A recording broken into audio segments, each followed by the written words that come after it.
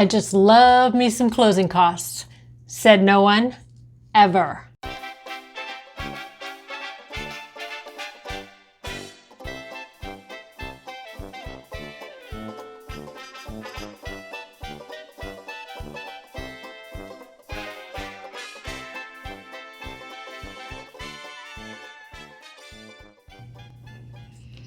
Whether you're buying or selling a house, you need to know about the closing costs up front. So if possible, you can save some money, prepare in advance, and maybe even avoid some costs altogether. I'm Ginger Faith from Golden Canyon Properties right here in the lovely Tri-Valley, suburbs of San Francisco and San Jose, and I help buyers find their perfect home here in the Tri-Valley and sellers relocate if that's what they need. So let's dive into closing costs right now. As a buyer, you're scrimping and saving, having garage sales, and doing everything that you can to save for your down payment for your dream home or your starter home. And then what? There's more costs? Well, let's see how we can figure out what they are and how to prevent more of them. It's been estimated that there are between 36 and 62 different people who help in an average real estate transaction. The basic premise is they are there to make sure that your transaction is secure, that the seller and the buyer are protected from each other and from potential things that they don't see in the house itself. And guess what? All of those people want to be paid for their services. If you're a buyer, expect another 3% on top of your down payment. And if you're a seller, 1 to 2%. If you're the seller, here's your checklist. Title and escrow, taxes, HOA doc fees, home warranty fees, transaction coordinator, Section 1 termite clearance, real estate commissions, and also if you're probate, there may be some statutory fees which may include administrator and attorney fees as well. There's an important document that you'll be getting and it will be updated on a regular basis. It's called the Estimated Seller Proceeds Statement, Settlement Statement. And what that is basically an outline of all of the expenses involved in your transaction. So as soon as we find out the material facts of your house and your situation, we'll be creating that and going over it with you. Now, it will be updated twice. Once when we find a buyer for your house, and again just before the closing. And so, especially just before the closing, when the title company prepares that, you're going to want to go and review that with a fine-tooth comb. Make sure that there are no hidden fees that are accidentally put or any errors. We have an amazing team who are very detail-oriented.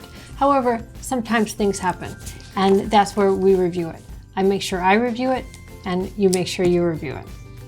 As I like to say to my clients, no surprises at closing. So, for the buyer, here are your list of closing costs. Loan origination fee, credit report, home appraisal, home inspection, title fees, both yours and the lender's, escrow fee, which is usually split 50-50 with the seller, PMI fee, insurance. You're going to need insurance on your house for 1 year right up front, and any proration on taxes or setup of an escrow account for your taxes specifically. Let's talk a little bit about the PMI fee. Here's where you might be able to save money. Sometimes there are 80-20 loans that you could get. In other words, get a line of credit instead of a full 100% loan. If those are available, you might want to look at the numbers and see if it makes sense to avoid PMI altogether. What PMI is private mortgage insurance. And basically, it's the lender who wants to ensure that you're not going to foreclose on them. And if you do, the insurance company is going to kick in. Now, in this case, you pay for the lender's insurance policy. How about that? So, good for the bank, not so good for you.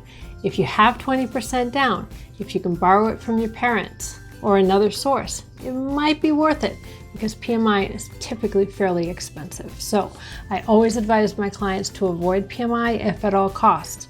But if necessary, there are also ways of dropping it later, which we can discuss in another video. So lastly, it may make sense for you as a buyer to buy your rate down. Typically, the rule of thumb is if you're going to stay in your home for 2 years plus, and in that same loan, it may make sense to buy your rate down. So 1 point equals 1% of the loan amount.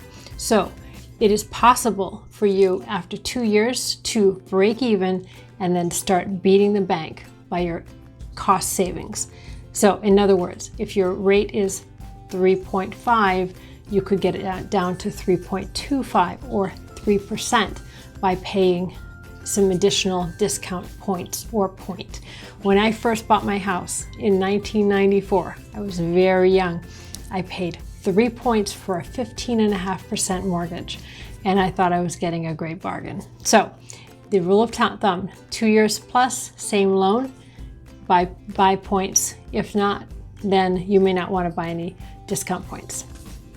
That may seem like a lot, but I'm here to answer any questions. So give me a call, 925-580-2231, and we'll be happy to answer any questions that you might have. If you've enjoyed this video, then hit the bell and click subscribe. You'll be notified when new real estate education videos come out weekly.